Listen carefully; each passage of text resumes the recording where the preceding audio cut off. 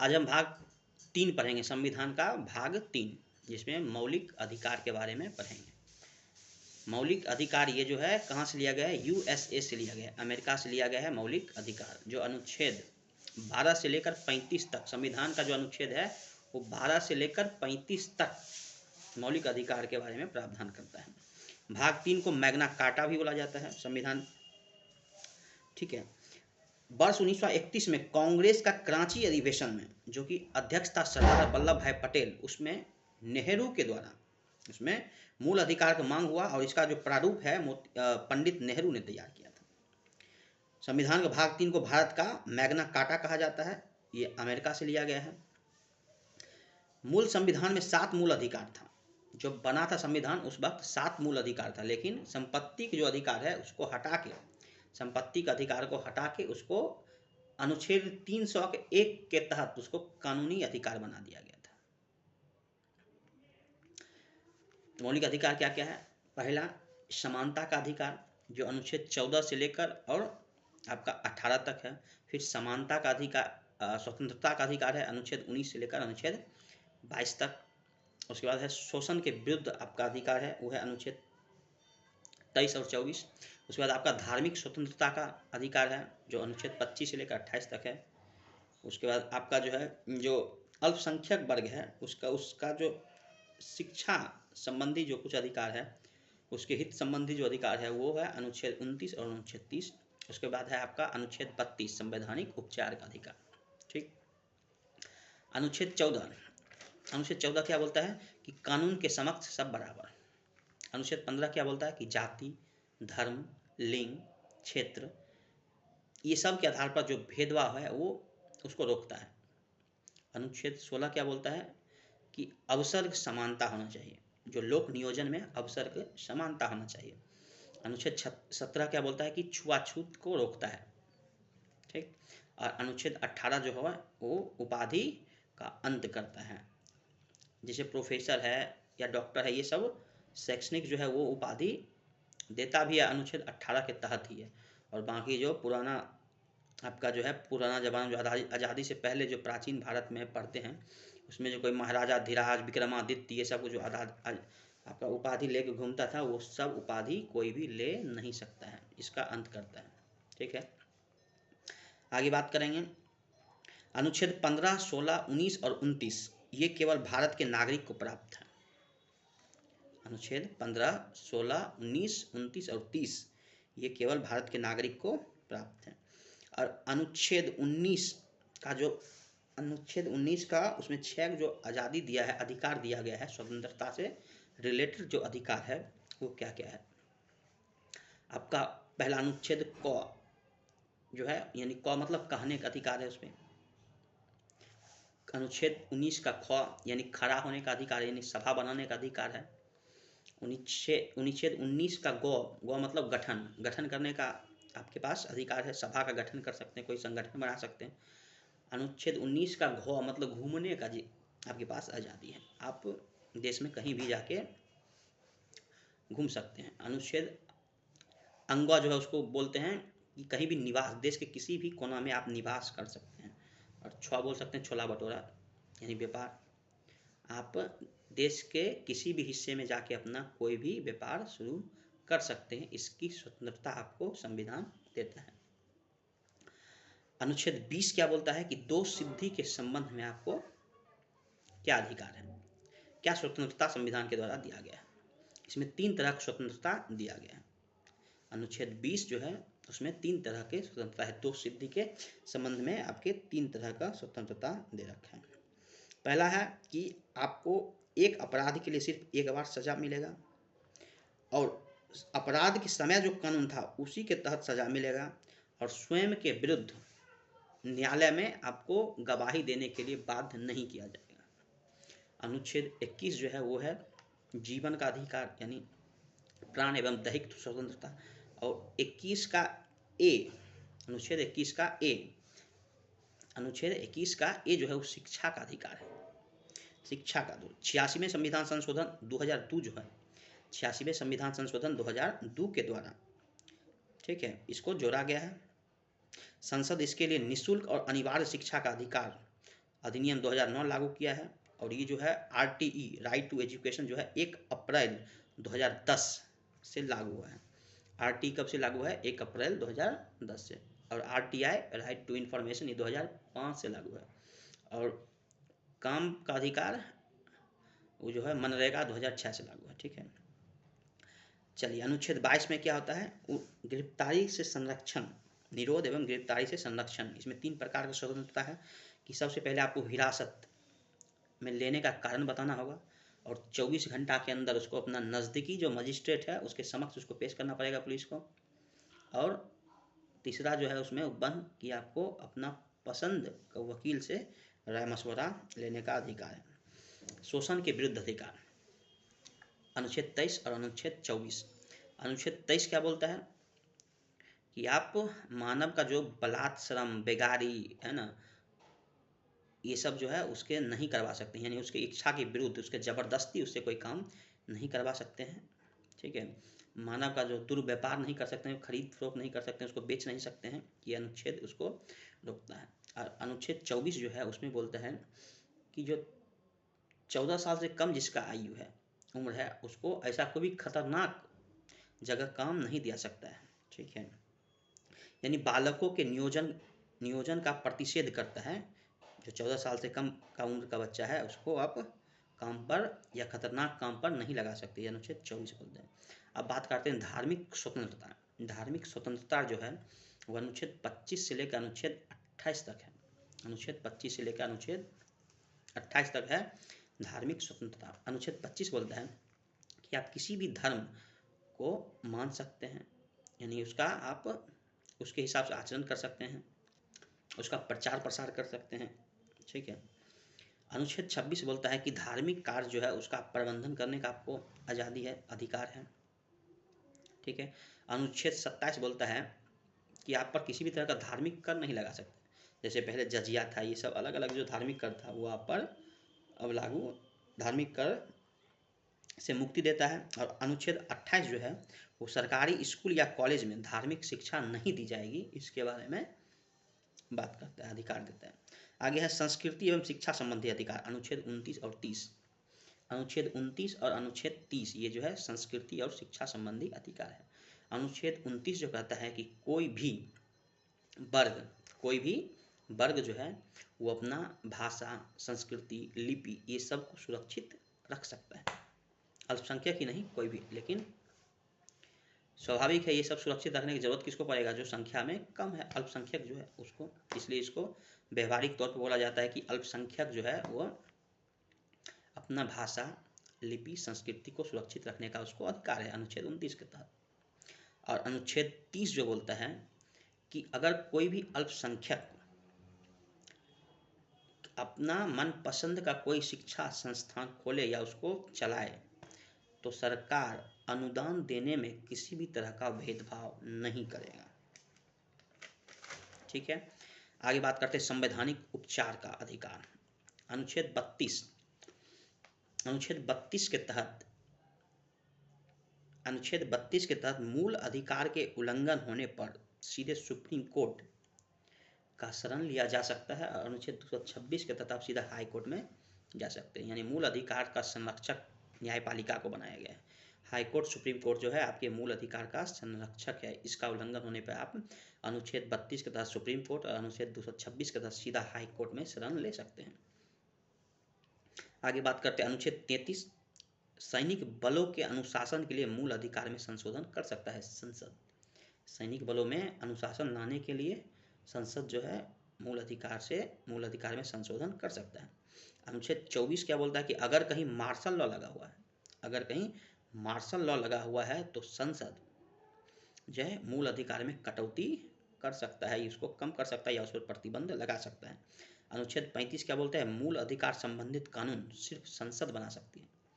अनुच्छेद 35 की मूल अधिकार संबंधित कानून कौन बना सकता है? अच्छा, इसमें एक अनुच्छेद 12 और 13 छोड़ दिए थे। अनुच्छेद 12 कहा कि ये जो है अनुच्छेद 12 जो है वो दिया जाता अधिकार किसको? व्यक्ति को राज्य के विरुद्ध। इसमें राज्य की परिभाषा को परिभाषित किया गया है कि राज्य क्या होगा, किसको राज्य बोलेंगे, ये अनुच्छेद 12 में है। और अनुच्छेद 13 ये बोलता है कि अगर संसद मूल अधिकार का उल्लंघन करने वाला अगर कोई कानून होगा तो सुप्रीम कोर्ट जो है उसको शून्य घोषित कर देगा, यानी उसको रद्द कर सकता है। अनुच्छेद 13 बोलते हैं। आगे बात करते हैं राज्य की नीति निर्देशक तत्व, DPSP, directive principle of state policy. ये बात करेंगे, ये अनुच्छेद आपका 36 से लेकर अनुच्छेद 51 तक है। अनुच्छेद 36 से अनुच्छेद 51 तक है आपका DPSP, राज्य के नीति निर्देशक तत्व। ठीक है, सबसे पहले 36 में वही है कि परिभाषा बताता है राज्य के।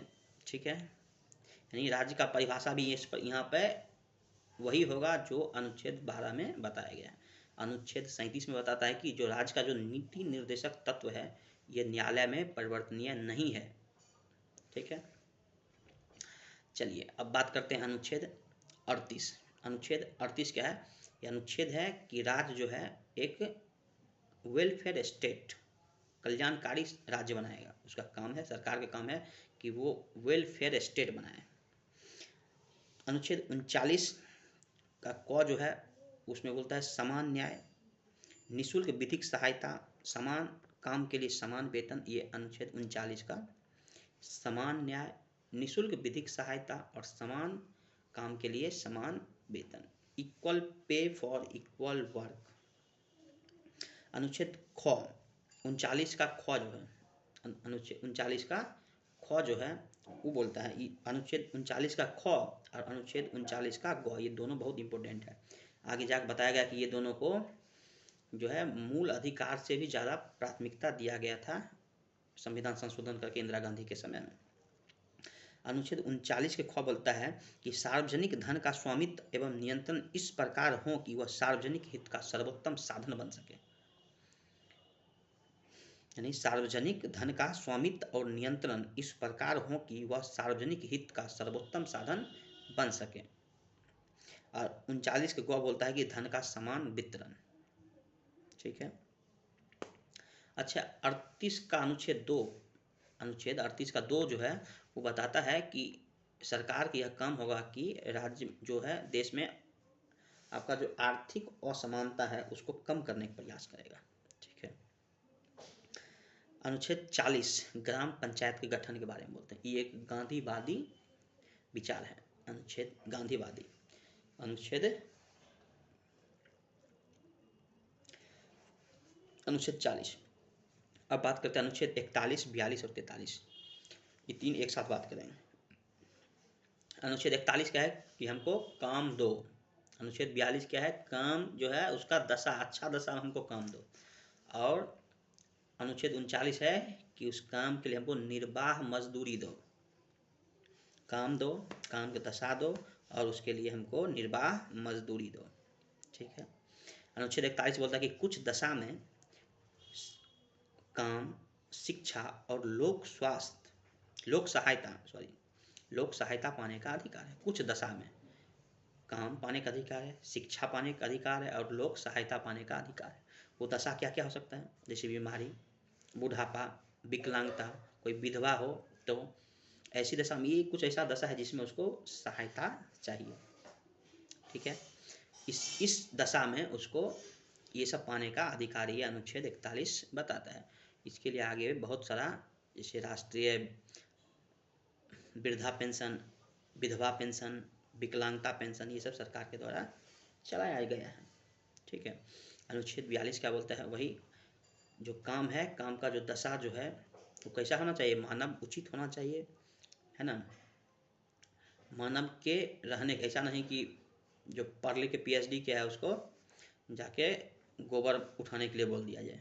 ठीक है, ऐसा नहीं, जो मानव उचित जो दशा उसको मिलना चाहिए।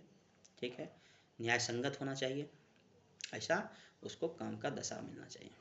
ठीक है, और साथ साथ जो प्रसूति सहायता जो है वो भी अनुच्छेद 42 में ही है। अनुच्छेद 43 क्या बोलता है? निर्वाह मजदूरी। और आपका जो कुटीर उद्योग है ये भी गांधीवादी ही है, गांधीवादी विचार ही है। कुटीर उद्योग जो है ये भी अनुच्छेद 44 जो बोलता है यूनिफॉर्म सिविल कोड है, यानी समान नागरिक संहिता, ठीक है। समान नागरिक संहिता क्या होता है? जैसे कि अलग अलग धर्म में अलग अलग पर्सनल लॉ होता है। जैसे मुस्लिम पर्सनल लॉ बोर्ड होता है ना। अलग अलग धर्म अपने उसका निजी कानून अलग अलग धर्म में अलग अलग है। लेकिन अगर यूसीसी लागू हो जाए तो ये निजी कानून सभी धर्म के लिए एक ही रहेगा। ठीक है, वो अलग अलग नहीं होगा। निजी कानून में क्या क्या आता है? जैसे विवाह, तलाक, है ना, अपना उत्तराधिकारी, उसका उत्तराधिकार जो है, किसी के गोद लेना, है ना, ये सब निजी कानून के अंदर आता है। ठीक, आगे बात करते हैं 45 शिक्षा का उपबंध है ना। अगर कोई बच्चा जो है 0 से 6 साल का बच्चा जो है, जो प्रारंभिक जो शैशव अवस्था जो होता है उसका देख रेख और उसमें शिक्षा का प्रबंध उपबंध उसका देख रेख करना और उसका क्या बोलते हैं शिक्षा और उसका जो शुरुआती जो अवस्था है उसका देख रेख करना ये राज्य का जिम्मेदारी है। अनुच्छेद 46 में बोलता है कि SC, ST, OBC के लिए शिक्षा एवं अर्थ संबंधी अभिवृद्धि। यह अनुच्छेद आपका 46। अनुच्छेद 47 क्या बोलता है कि राज्य जो है व्यक्ति का जो जीवन स्तर है, पोषण आहार स्तर है, जो उसका पोषण का स्तर है, उसका जीवन स्तर है, या फिर जो लोक स्वास्थ्य है, इसका जांच करना, उसका जो है उसका लाइफ ऑफ जो है वो जो लाइफ जो है उसका क्वालिटी को इम्प्रूव करना ये राज्य का जिम्मेदारी है। यानी राज्य व्यक्ति के पोषण आहार स्तर, जीवन स्तर एवं लोक स्वास्थ्य की व्यवस्था करेगा। अनुच्छेद 38 जो है वो है कृषि एवं पशुपालन का संगठन, है ना। यानी अनुच्छेद 48 में जो है वो है कृषि और पशुपालन। यानी कृषि में क्या है कि आधुनिक जो भी तकनीक है ना, वो सब लाना और उसको कैसे आधुनिक किया जाए। जैसे इसके लिए सरकार जो है स्वास्थ्य मृदा कार्ड, है ना, कृषि विज्ञान केंद्र ये सब खोला गया है। ये अनुच्छेद 48 के तहत है। अनुच्छेद और जैसे पशुपालन है, जो पशु है उसका नस्ल को कैसे इम्प्रूव किया जाए, बेहतर किया जाए, उसके लिए जो दवा है, ये सब पशुपालन को कैसे आधुनिकीकरण किया जाए, ये अनुच्छेद 48 में है। अनुच्छेद 48 का क जो है वो क्या है? वो है पर्यावरण का संरक्षण, वन्य और वन्य जीव का रक्षण। पर्यावरण संरक्षण, इसके लिए आपको पता है 2010 में 18 अक्टूबर 2010 में जो है NGT का गठन हुआ था, नेशनल ग्रीन ट्रिब्यूनल, है ना। पर्यावरण इसके तहत जो है, इस अधिनियम के तहत जो है वो बताया गया कि पर्यावरण यानी स्वच्छ पर्यावरण जो है, जीने का अधिकार यानी सांस लेने का अधिकार प्रत्येक नागरिक को है। ये अनुच्छेद 21 के तहत इसको जीवन का अधिकार के अंतर्गत रखा गया है। ठीक है। पर्यावरण और वन नीति कब तैयार हुआ था? राष्ट्रीय वन नीति 1988 में, और वन्य जीव संरक्षण अधिनियम जो है 1972 में है। इसी के तहत सलमान खान पर केस भी चल रहा है ब्लैक बक का जो है मारने पर। वन्य जीव रक्षा अधिनियम जो है 1972। आगे बात करेंगे 49, ये बोलता है राष्ट्रीय महत्व का जो स्मारक है, वस्तु है और स्थान का संरक्षण। ठीक है, राष्ट्रीय महत्व का कोई भी जो वस्तु है या कुछ स्मारक है, कोई स्थान है, तो जैसे यूनेस्को जो घोषित करता है विश्व धरोहर स्थल, वो सभी राष्ट्रीय महत्व का है, तो उसका संरक्षण ये सरकार का जिम्मेदारी होगा। 50 क्या बोलता है? 50-50 अलग अलग, यानी कार्यपालिका न्यायपालिका, इसको दोनों को पृथक करके रखना, यानी दोनों का पृथककरण बात करता है। ठीक है, जो कार्यपालिका है वो न्याय नहीं करेगा, न्याय करने के लिए एक अलग ही होना चाहिए तंत्र, न्यायपालिका अलग से होना चाहिए। न्यायपालिका से का कार्यपालिका से पृथककरण जो है ये अनुच्छेद 50 में किया गया।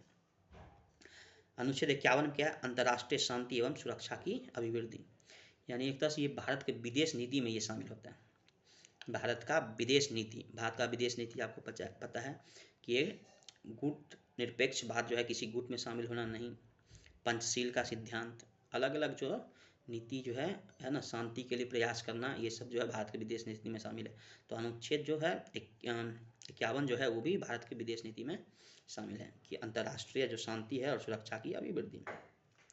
अब जो 36 से 51 के अलावा भी कुछ है जिसको राज्य के नीति निर्देशक तत्व में शामिल किया, जैसे अनुच्छेद 350 का क, ये क्या बोलता है कि प्राथमिक स्तर पर जो शिक्षा है वो मातृभाषा में दिया जाना चाहिए। ये अनुच्छेद 350 का क बताता है। अनुच्छेद 351 क्या बताता है कि हिंदी को प्रोत्साहन प्रोत्साहन मिलना चाहिए। ठीक है, यानी भारत शासन अधिनियम 1935 में जो अनुदेश प्रपत्र था, यानी जो इंस्ट्रूमेंट ऑफ इंस्ट्रक्शन जो था, वही उसी के तरह अभी का जो वर्तमान में जो संविधान है उसमें इसका रोल है, किसका भूमिका है, आपका राज्य का जो नीति निर्देशक तत्व है डीपीएसपी है उसका वही जगह है। ठीक है, इसका कुछ आलोचना भी कुछ किया गया है, जैसे केटी शाह जो है, कुछ आलोचक का नाम याद रखना पड़ेगा कि केटी शाह जो था वो डीपीएसपी का आलोचना किस तरह से किया है कि बोला गया कि ये एक ऐसा चेक है, डीपीएसपी एक ऐसा चेक है जिसका भुगतान बैंक की इच्छा पर निर्भर करता है। संवैधानिक सभा का जो सलाहकार था, विधि सलाहकार जो था BN राव, उन्होंने इसको नैतिक उपदेश करके इसकी आलोचना की है कि ये नैतिक उपदेश है। N श्रीनिवासन ने भी इनकी आलोचना किया है किस तरह से कि इसमें नीति निर्देशक तत्व में जो है इसको ठीक से जो है ना, इसमें ज़्यादा महत्वपूर्ण और कम महत्वपूर्ण जो है ना उस तरह से इसको वर्गीकृत सही ढंग से नहीं किया गया, ना ही इसको तर्क संगत रूप से व्यवस्थित किया गया, इसमें सबको मिश्रित कर दिया है, जो ज़्यादा महत्वपूर्ण था और जो कम महत्वपूर्ण था वो सभी को मिश्रित कर दिया गया था। ठीक है, चलिए, मूल जो है आपका मूल कर्तव्य जो है इससे रिलेटेड हम वीडियो पहले ही बना चुके हैं, तो मूल कर्तव्य में सिर्फ इतना बोलते हैं कि ये भाग 4 एक क में शामिल किया गया है और अनुच्छेद 51 के क में इसको शामिल किया गया है। सरदार सवर्ण सिंह समिति के सिफारिश पर मूल कर्तव्य जोड़ा गया था, ये रूस से लिया गया है। मूल कर्तव्य जो है पहले 1 से 10 तक जोड़ा गया था, फिर बाद में आपका 86वें संविधान संशोधन 2002 के तहत आपका 11वां मूल कर्तव्य को जोड़ा गया है। ठीक है, चलिए आगे इसमें एक महत्वपूर्ण बात यह है कि इसमें जो है ना संविधान का मूल आत्मा जो है कौन किसको कहा है, इस पर थोड़ा एक बार देख लीजिए कि प्रस्तावना को संविधान का मूल आत्मा कौन कहा है, वो ठाकुर दास भार्गव। ठाकुर दास भार्गव जो है वो प्रस्तावना को संविधान का मूल आत्मा क्या है। भीमराव अंबेडकर BR अंबेडकर जो है वो आर्टिकल 32 को संवैधानिक उपचार को संविधान का मूल आत्मा का है, जबकि राज्य के नीति निर्देशक तत्व डीपीएसपी को ग्रेनबिल ऑस्टिन ने इसको संविधान का मूल आत्मा का है। तो आप देख लीजिएगा किसको किसको कौन मूल आत्मा का है, संविधान का मूल आत्मा किसको कौन का है, प्रस्तावना को कौन बोला है, ठाकुर दास भार्गव। BR अंबेडकर बोला है आर्टिकल 32 को, और ग्रेनबिल ऑस्टिन जो है वो बोला है डीपीएसपी को। चलिए अब बात करेंगे हम संघ कार्यपालिका। संघ का कार्यपालिका में क्या क्या आएगा, राष्ट्रपति आएगा, उपराष्ट्रपति आएगा, प्रधानमंत्री आएगा और मंत्री परिषद आएगा। वैसे ही जब राज्य के हम पढ़ेंगे उसका कार्यपालिका पढ़ेंगे तो उसमें आएगा राज्यपाल आएगा, मुख्यमंत्री आएगा आपका है ना, विधान मंडल आएगा, विधान परिषद आएगा, ये सब आएगा कार्य मतलब राज्य के कार्यपालिका। अभी पढ़ेंगे केंद्र के कार्यपालिका, उसमें सबसे पहले हम बात करेंगे राष्ट्रपति। राष्ट्रपति आपका अनुच्छेद 52 में बोलता है कि भारत का एक राष्ट्रपति होगा। राष्ट्रपति होगा इसका मतलब कि वो हमेशा अपने पद पर विद्यमान रहेगा, किसी भी एक क्षण के लिए भी वो पद खाली नहीं रहेगा, हमेशा कोई ना कोई उस पर रहेगा ही। चलिए अनुच्छेद 53 बोलता है राष्ट्रपति जो है वो संवैधानिक प्रमुख होता है। संवैधान यानी औपचारिक प्रमुख है, नाम मात्र का प्रमुख है। वास्तविक जो प्रमुख होता है वो सरकार, जो वास्तविक प्रमुख जो होता है वो कौन होता है, प्रधानमंत्री होता है। ये नाम मात्र का प्रमुख है। ठीक है, यानी राष्ट्र का प्रमुख कौन होता है, राष्ट्रपति, जबकि सरकार का प्रमुख कौन होता है, वो होता है प्रधानमंत्री। अनुच्छेद 54 जो है वो निर्वाचक मंडल है का प्रावधान करता है। ठीक है, निर्वाचक मंडल जो है आयरलैंड के संविधान से लिया गया है। ठीक है, निर्वाचक मंडल में कौन कौन शामिल होता है, उसमें आपका राज्यसभा, लोकसभा और विधानसभा का जो निर्वाचित सदस्य है सिर्फ वही विधानमंडल में आपका निर्वाचक मंडल में शामिल होता है। यानी जो राष्ट्रपति द्वारा मनोनीत होता है उसको राष्ट्रपति का चुनाव में, निर्वाचन में भाग लेने का अधिकार नहीं है। और कौन भाग नहीं लेता है, जो आपका विधान परिषद जो होता है उसका सदस्य भाग नहीं ले सकता है इसमें। ठीक है, चलिए आगे अनुच्छेद 55 जो होता है वो राष्ट्रपति के निर्वाचन से संबंधित है। अनुच्छेद 56 जो है वो आपका उसका पद अवधि से संबंधित है। अनुच्छेद 56 की जो टर्म ऑफ ऑफिस होता है, टर्म ऑफ ऑफिस होता है 5 साल का होता है, उससे संबंधित है। आपका 56 जो 56 का अनुच्छेद 56 का सब क्लॉज 2 जो है, यानी 56 अनुच्छेद 56(2) वो है त्यागपत्र से है। अनुच्छेद 57 जो है पुनर्निर्वाचन जो है, यानी एक ही राष्ट्रपति बार बार बन सकता है। अनुच्छेद 58 जो है योग्यता है। योग्यता में क्या है कि भारत का नागरिक होना चाहिए, 35 साल का उम्र जो है वो पूरा कर लिया होना चाहिए। ऐसा नहीं कि 20 साल के कोई लड़का को आप राष्ट्रपति बना दीजिएगा। भारत का नागरिक होने का मतलब ऐसा नहीं कि किसी विदेशी को आप भारत का राष्ट्रपति बना दीजिए, ठीक है। वो लोकसभा के सदस्य होने की काबिलियत हो, ठीक है। और आपको पता है इसके लिए 50 अनुमोदक और 50 प्रस्तावक की जरूरत पड़ता है। मेन तो यही है कि आपको स्वसंसद से कांटेक्ट होना चाहिए, तभी आप उसमें आप नामांकन कर सकते हैं। नामांकन राशि 15,000 रुपया होता है, ठीक है। अनुच्छेद 59 जो है वो पद की शर्त है। पद की शर्त है कि राष्ट्रपति जो होता है वो लोकसभा या राज्यसभा का सदस्य नहीं होता है। अनुच्छेद 60 जो है वो शपथ है। राष्ट्रपति की शपथ जो है कौन दिलाता है? सुप्रीम कोर्ट का चीफ जस्टिस ऑफ इंडिया जो होता है वो, अगर वो नहीं है तो फिर जो सीनियर मोस्ट जज होता है सुप्रीम कोर्ट का, वो राष्ट्रपति को उसके पद और गोपनीयता का शपथ दिलाता है। 61 में है महाभियोग। महाभियोग के बारे में जान लीजिए कि महाभियोग, राष्ट्रपति पर महाभियोग सिर्फ एक ही आधार पर लगाया जा सकता है, वो है संविधान का अतिक्रमण। संविधान का अतिक्रमण के आधार पर ही राष्ट्रपति पर महाभियोग लगाया जा सकता है। और ये जो अतिक्रमण है वो किस अनुच्छेद में है? अनुच्छेद 61 का 1, उसमें अतिक्रमण है, मतलब है, क्या बोलते हैं उसको, इसके बारे में उसका जिक्र है अनुच्छेद 61 का 1 में। अतिक्रमण मतलब क्या? जैसे राष्ट्रपति जो संविधान के मुताबिक काम नहीं कर रहा है, जैसे एग्जाम्पल दें कि जैसे संविधान संशोधन विधेयक है, उस पर राष्ट्रपति अपना उस विधेयक पर सहमति देना वो बाध्य है, लेकिन अगर वो ऐसा नहीं करता है तो उसको संविधान का अतिक्रमण चलाया जाएगा, अतिक्रमण होगा और उसके तहत उस पर महाभियोग चलाया जा सकता है, ठीक है। इसका केवल एक ही आधार है, वो क्या है? संविधान का अतिक्रमण। महाभियोग के लिए आपको अग्रिम सूचना 14 दिन पूर्व सूचना राष्ट्रपति को देना पड़ेगा, जिस पर उस सदन का 1/4 सदस्य का क्या हो? सिग्नेचर हो, हस्ताक्षर। 1/4 सदस्य का, जैसे कोई लोकसभा जो है, लोकसभा में हमको लाना है महाभियोग, तो लोकसभा का कम से कम 1/4 जो है, जो कैंडिडेट है उस पर उसका सिग्नेचर होना चाहिए। और ये सूचना आपको 14 दिन पहले राष्ट्रपति को देना पड़ेगा। उसके बाद फिर दोनों सदन अगर 2/3 बहुमत से पास कर दे तो राष्ट्रपति उसी तारीख से अपना पद को क्या कर देगा? रिक्त कर देगा।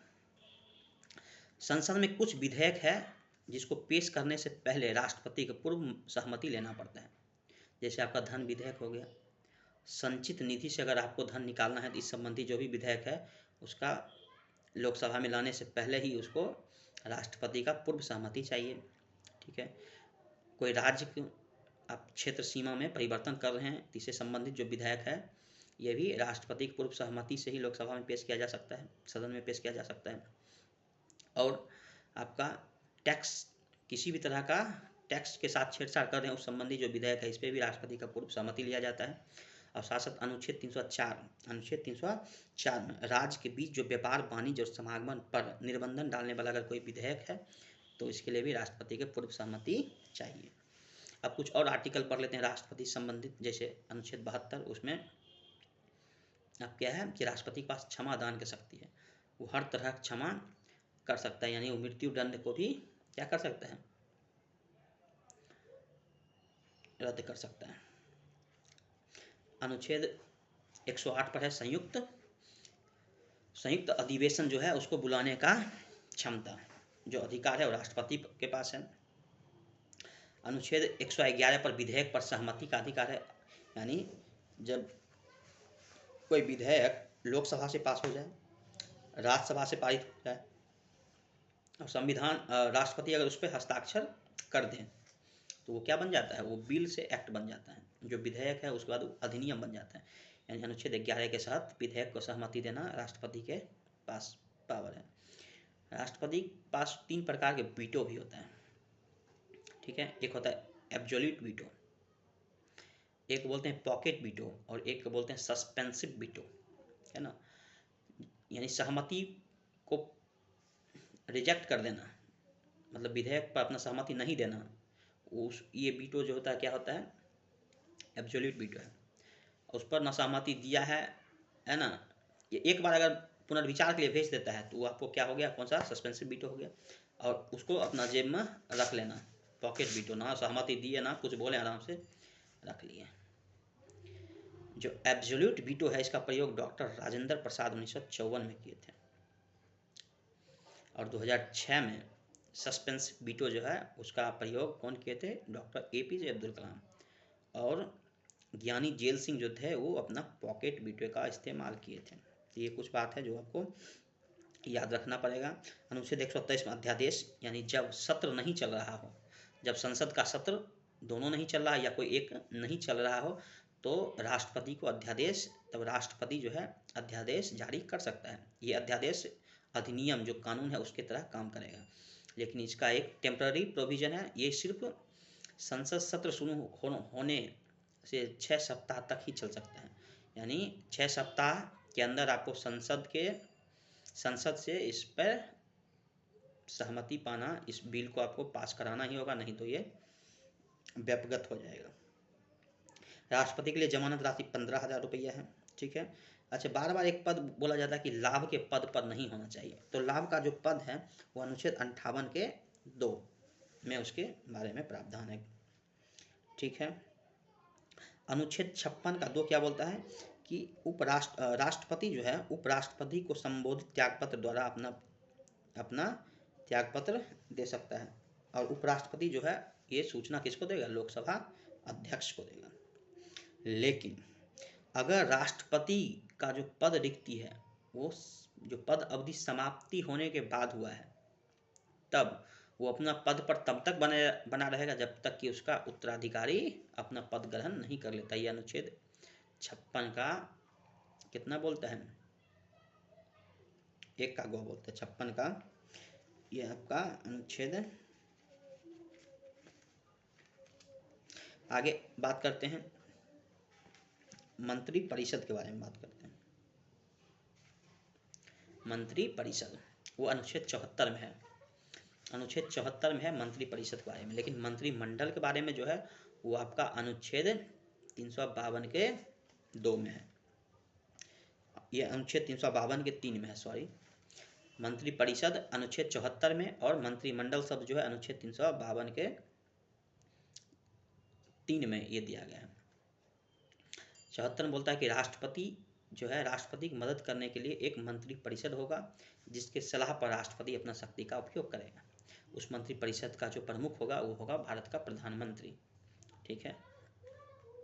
अनुच्छेद 75 में, अनुच्छेद 75 का 1 बोलता है कि प्रधानमंत्री की नियुक्ति राष्ट्रपति करेगा और बाकी मंत्रियों का नियुक्ति राष्ट्रपति प्रधानमंत्री के सलाह पर करेगा, अपनी मर्जी से नहीं। अनुच्छेद 75 का 2 जो है वो बोलता है कि मंत्री अपना पद राष्ट्रपति के प्रसाद पर्यंत धारण करेगा, यानी जब इच्छा होगा राष्ट्रपति उसको हटा सकता है। अनुच्छेद 3 मतलब 75 का 3, अनुच्छेद 75 का 3 बोलता है कि मंत्री परिषद सामूहिक रूप से लोकसभा के प्रति जवाबदेह होता है, उसके प्रति उत्तरदायी होता है, राज्यसभा के प्रति नहीं, लोकसभा के प्रति उत्तरदायी होता है, ठीक है। अनुच्छेद 4 बोलता है कि पद धारण करने से पहले उस पद और गोपनीयता का शपथ मंत्री को किसके समक्ष लेना पड़ेगा, राष्ट्रपति के समक्ष। और अनुच्छेद 75 का 5 जो है वो बतलाता है कि कोई भी मंत्री या प्रधानमंत्री अपना पद धारण तभी कर सकता है जब वो संसद के किसी सदन का सदस्य हो। ऐसा नहीं हो तो वह पद धारण तो कर सकता है लेकिन उसको 6 महीना के अंदर किसी न किसी सदन का सदस्य बनना पड़ेगा, ठीक है। अनुच्छेद 78 में प्रधानमंत्री का कर्तव्य है कि मंत्री परिषद का जो भी फैसला हो, जो भी नीति हो, उसका वो राष्ट्रपति को इस चीज़ से अवगत करवाए, यानी सूचना, मंत्री परिषद का जो भी फैसला हो, जो भी नीति हो, इसका सूचना राष्ट्रपति को देना ये प्रधानमंत्री का कर्तव्य है, ठीक है। चलिए, अनुसूचित क्षेत्र घोषित करना और उसका प्रशासन करना ये राष्ट्रपति करता है। कितना? अनुच्छेद 244 के 1, अनुच्छेद 244 के 1 ये राष्ट्रपति को अधिकार है किसी क्षेत्र को अनुसूचित क्षेत्र घोषित करना और उसका प्रशासन देखना। अनुच्छेद 87 में है संसद की राष्ट्रपति का विशेष अभिभाषण, यानी राष्ट्रपति जब कोई नया मतलब लोकसभा सृजित होता है आता है, जैसे अभी 18वीं लोकसभा शुरू है, तो उसको संबोधित करना, उस पर जो अभिभाषण जो होता है, और प्रत्येक वर्ष जो होता है वो सदन को अभिभाषण के लिए ये आपका राष्ट्रपति का कर्तव्य है। अनुच्छेद 87 है। ठीक,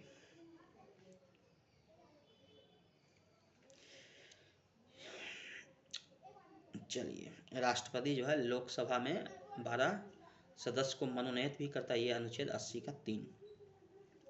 केवल बीबी गिरी के निर्वाचन के समय दूसरे चक्र की मतगणना करनी पड़ी,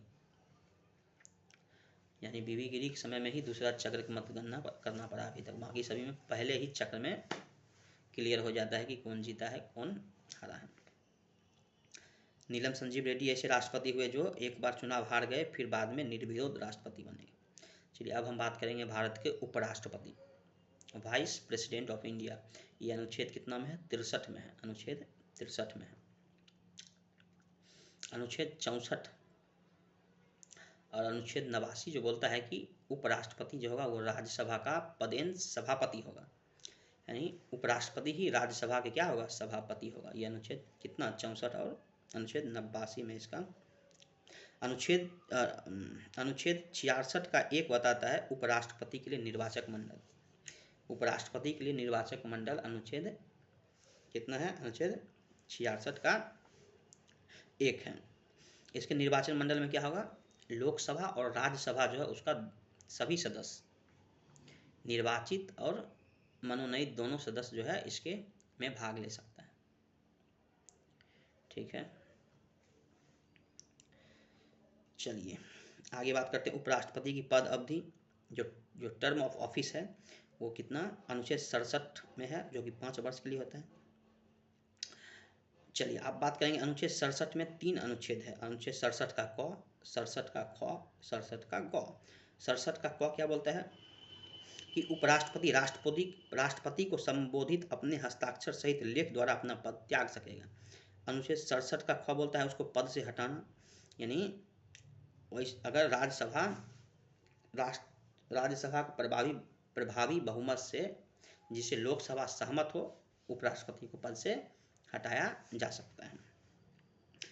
अनुच्छेद 67 के ग बताता है कि उपराष्ट्रपति अपने पद की अवधि समाप्त हो जाने पर तब तक पद धारण करता रहेगा जब तक कि उसका उत्तराधिकारी पद धारण नहीं कर लेता। 3 बात है उपराष्ट्रपति में, 3 67 क, 67 घ, 67 क, 67 ख, 67 ग क्या है? 67 के क क्या बोलता है कि उपराष्ट्रपति को अगर अपना त्याग पत्र देना है तो वो राष्ट्रपति को संबोधित त्याग पत्र द्वारा अपना पद क्या कर सकता है? इस्तीफा देके अपना पद खाली कर सकता है। अनुच्छेद के ख बोलता है कि अगर इसको हटाना है उपराष्ट्रपति को तो उसको कैसे हटाया जा सकता है। और अनुच्छेद 67 जो है उसका ग क्या बोलता है कि अगर उसका पद रिक्त हुआ है, वो समय अवधि समाप्त होने के बाद हुआ है, उपराष्ट्रपति तब भी अपना पद पर बना रहेगा जब तक कि उसका उत्तराधिकारी पद को धारण नहीं कर लेता है। ठीक है, चलिए आज के लिए इतना ही। धन्यवाद। Thank you.